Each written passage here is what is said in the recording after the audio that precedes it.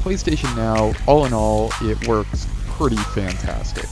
I'm running Windows 10, 16 gigabytes of RAM, and a GTX 970. PSNow was installed to my solid-state drive, but I don't believe that there was any significant difference in performance because of that. Now I'm using a wired power line adapter, which does get me 100 megabit internet with very little lag compared to the 5G Wi-Fi that I do sometimes use. First, the downsides. There is a very noticeable input lag. The severity of it is going to depend on your network connection and computer. It may have only been a fraction of a second, but it is something that you can notice.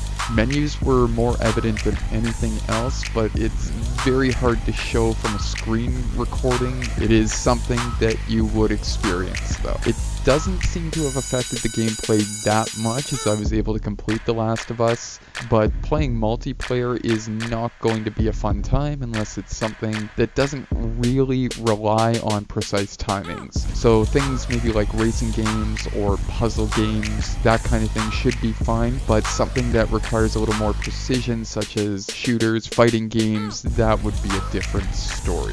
Another downside of PSNow is, unless you are using DualShock 4 controller with the little dongle that they will be having available, you can't do any motion control. In the case of The Last of Us, that means that I'm not able to fix my flashlight. That may be different in other games, and I forget which one, but there is a game where it cannot be completed due to an issue such as that. The last downside that I can think of in regards to the PlayStation Now platform is your saved games. They are not transferable over to an actual console. They are only available on PS Now. So if you do have a game that you are playing, you have a saved game, you've made quite a bit of progress, you will only ever be able to come back to that on PS Now, even though your trophies and achievement type things will link up with your full PlayStation Network profile. Other than that, I had a great experience with PS Now.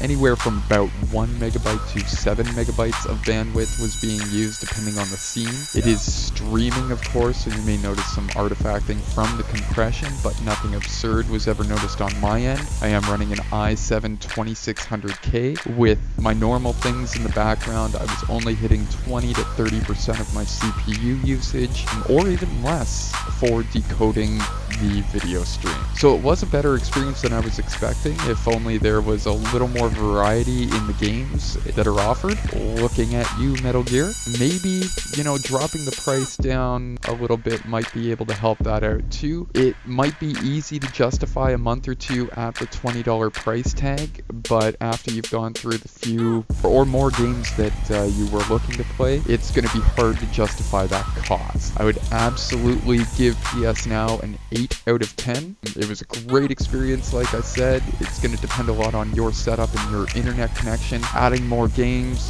bringing that price down, giving the service a little more value, I believe would help it out in the long term. But right now, if there is a game like The Last of Us that you wanted to play, this is a great way to do it, and it felt like I was sitting on a console other than the input lag. Try it out yourself with the 7-day trial. I'll put a link to it in the description. See what you think.